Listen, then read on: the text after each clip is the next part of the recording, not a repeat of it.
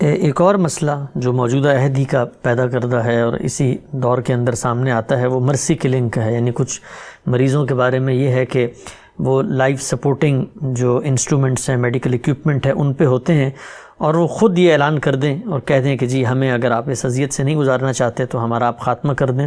تو دینی لحاظ سے یہ مرسی کلنگ جو ہے اس کی حدود و شرائط کیا ہوں گے؟ نہیں، اس کا کوئی جواز نہیں ہے. یہ زندگی اور موت کے معاملات اللہ کے ہاتھ میں ہے، وہی اس کا فیصلہ کرے گا. ہم جو کچھ کر سکتے ہیں وہ یہ ہے کہ علاج اگر ہے تو کریں گے. یہ لائف سپورٹ کی جتنی چیزیں ہیں وہ آپ کی ثوابدید پر، اب جب چاہیں ہٹا دیں، جب چاہیں رکھیں، اس سے کوئی فرق نہیں پڑتا.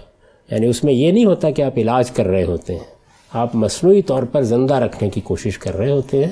یہ نہ کوئی اخلاقی ذمہ داری ہے میرے خیال میں. اس کو کرنا بھی نہیں چاہیے.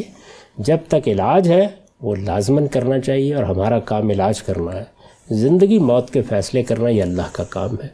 تو اللہ تعالیٰ اس کی اذیت کو جب چاہیں گے ختم کر دیں گے. اس میں ہمارے پاس کوئی راستہ نہیں ہے. یہ دنیا اسی امتحان کے لیے بنی ہے.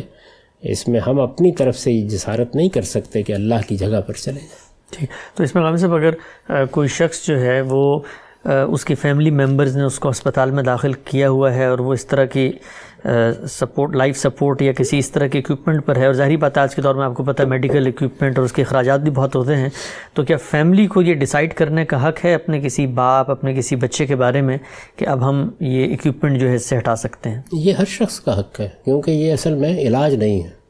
بس ڈاکٹروں کا معاملہ بھی یہ ہے کہ جب وہ محسوس کریں کہ ان کے پاس کسی مرض کا علاج نہیں ہے تو معاملے کو اللہ تعالیٰ پر چھوڑ دیں. خاندان کے لوگوں کا بھی یہی کام ہے.